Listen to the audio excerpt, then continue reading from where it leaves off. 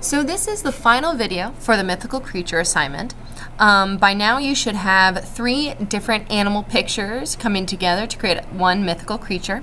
You should also be having 3 different background images to create an environment for this creature. Now keep in mind it doesn't have to make sense. Right now we are really just concentrating on, the idea of collage and collecting different parts of images to create new meaning.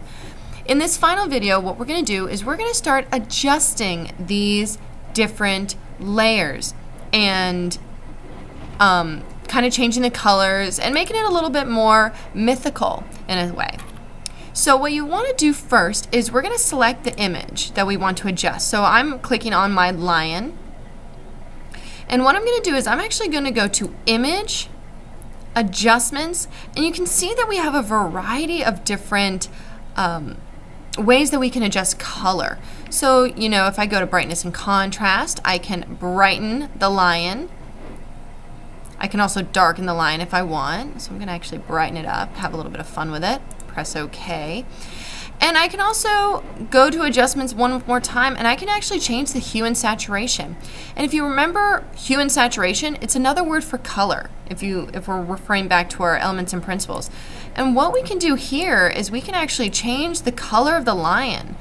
And by pulling on the hue, I can make it a purple lion. So, let's have a little bit of fun with this. So I'm going to purple that up, maybe make him really bright purple. I can also adjust the brightness and the darkness. Okay. And I'm going to do the same thing with the other parts of the body. So I'm clicking on the cavalier. Again, I'm going to go to Image, Adjustments, Hue and Saturation. I'm going to try to make him a little purple. Really bright. Ooh, that's kind of fun.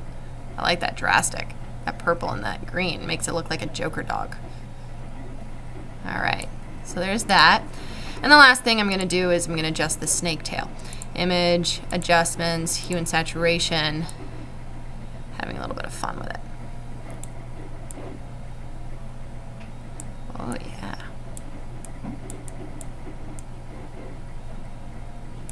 All right. So there's my purple lion snake cavalier. And I can do the same thing now with the background. And I'm going to try something different with the background. So I'm actually going to select my desert, Image, Adjustments, Color Balance. And I can actually balance out the color. So I can actually, make it more red if I wanted to, maybe, or make it more blue. I can change that color. I can change it with the highlights. There. And really at this point, it's all about, what your eye thinks is successful. I'm actually not liking that, so I'm going to Control-Z that. And it's really, at this point, it's just getting really familiar with the idea of changing these colors. Because when we start going into the heritage collage, we're going to have to play around with color to make sure that all these different layers start working well together as a composition. The last thing I'm going to do is actually something called opacity.